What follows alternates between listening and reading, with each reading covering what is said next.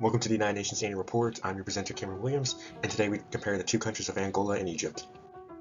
Now, a brief history of Angola, where Portugal colonized Angola in 1482 through treaties and wars. Now, with colonization, it was slow.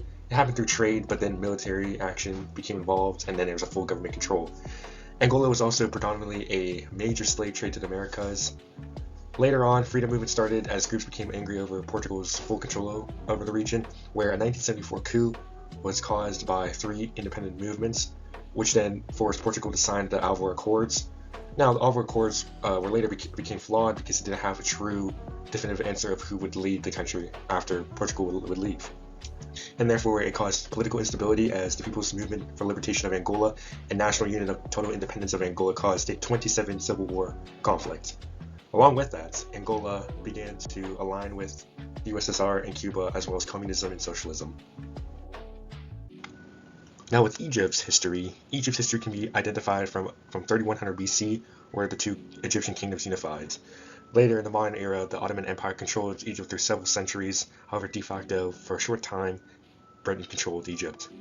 The Declaration of Independence was created on February 28th of 1922. However, there was limitations such as communication, foreign affairs, and the control of Sudan. Political instability controlled Egypt in the 20th century, such as the Yom Kippur War in 1973, and then later on, the 2011 Egyptian Revolution caused major protests for reform and change in the government, where this protest would come in the cause of thousands of people being arrested and hundreds killed.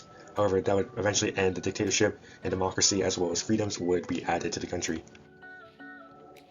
Now, with the geographical differences, Angola is located near the coastal plain of Africa, where it contains a rainforest in the northern region of the country. Key landforms include the Kwanzaa River Valley and the Bangla Plateau. According to the climate classification, Angola is varied by region. The north region is mainly tropical, central is mainly subtropical, and southwest is desert. Now with Egypt, majority of the land is classified as desert. The Nile River runs across the country where it has a major fertile soil and fertile valley for growing, as well as farming. Key landforms include the Sinai Peninsula and the Nile River.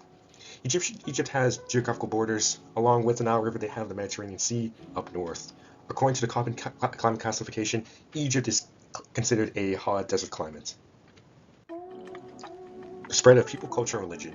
For Egypt, the majority of the population is Sunni Muslim, where it could be spread back all the way back to 640, where Sunni Muslim left modern-day Saudi Arabia to Cairo, which then influenced the rest of the country.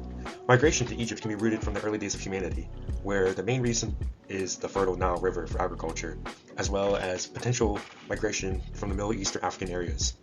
Officially, the Arabic is the official language for Egypt. However, there are several dialects within the country, as Upper Egypt has a different dialect to Lower Egypt.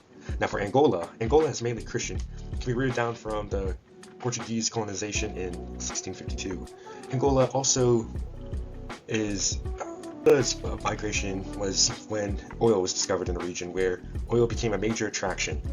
Culture also is very significant and influenced with Portuguese culture from the colonization, as always. It's mixed with Bantu, a native culture in Angola. Angola's main and official language is Portuguese, which again is linked to colonization. Some native languages include the Kingu, Umbandu, and Kambandu. However, that is very, very limited today. Now for the population, Angola is estimated to have a population of 36.7 million in 2023, with a life expectancy around 62 years, and the death rate around 7 per 1,000. Arithmetic population is 28.58 people per square kilometer. Now for Egypt, population in 2023 was estimated to be around 114.5 million, where the life expectancy was 69 years. The death rate was less than 5.5 per 1,000, and the arithmetic population is 119 people per square kilometer. Now, with these values very comparable, Angola has a staggering amount of an infant mortality rate than Egypt, where Angola has 42.6 deaths per 1,000 live births to Egypt's 15 deaths per 1,000 live births. Now with the comparison of the two governments, Angola is considered a constitutional republic, where the party of the People's Movement for Liberation of Angola has held the power since the independence. Now, Angola has a democracy index of 4.05 and on a slow increase.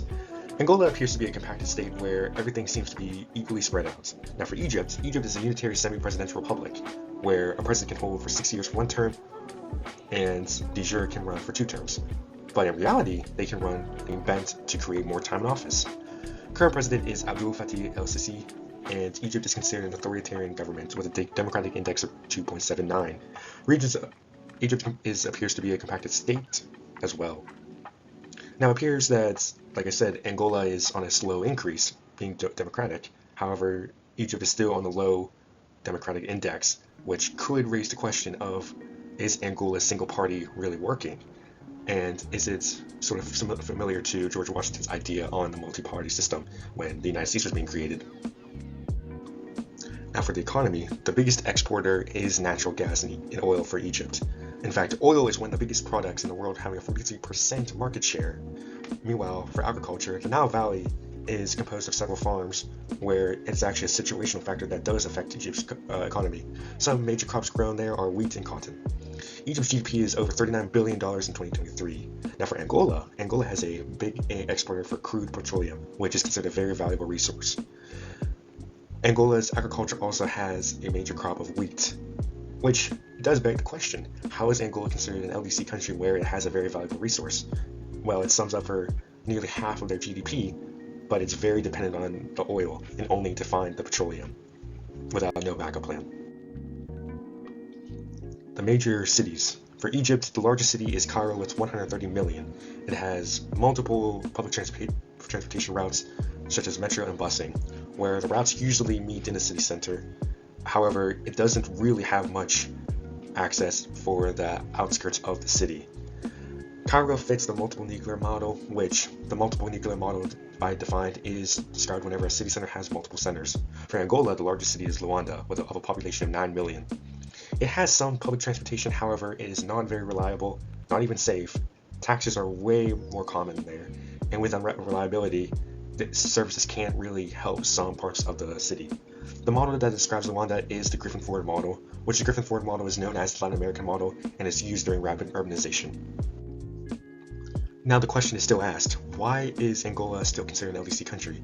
Well, the infrastructure plays a major factor, such as lack of public transportation, as well as Angola isn't really new to modernization, is very slow in that. The Revolutionary War still plagues the country where some conflicts do occur. And for the economy, 15 million people live in poverty, where 63% of a poll economy was at worse or much worse than a year's time.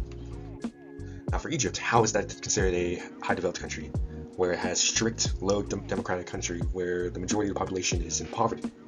Well, wealth is severely unequal there, and in fact, 1 in every 4 people in Egypt are not fluent or cannot read and write. However, these problems are overlooked. Egyptian IT is a major field increasing in the country, along with oil having a huge influence in the economy. As well, the UN classifies Egypt as a high human development index, which does beg the question, is an HDC and LDC classification skewed in some ways? Thank you guys for listening to this annual report of the two countries comparison of Angola and Egypt.